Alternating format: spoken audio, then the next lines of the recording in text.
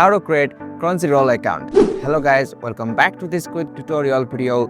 Today I will show you that how can you create a Crunchyroll account on your device. So let's get started on this process. First you will have to open the Crunchyroll app. So simply open the app.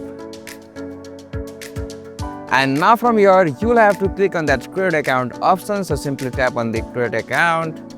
And now from here give an email address and set a password here. So simply I will give an email address here and I will set a password. Alright, so after you done this, you can also check in or check out these options like I want all of the latest Crunchyroll info, offers and news, so you can check it or check it off. So simply from now you will have to click on this create account option. Okay, so this is the offer, so right now I am skipping this.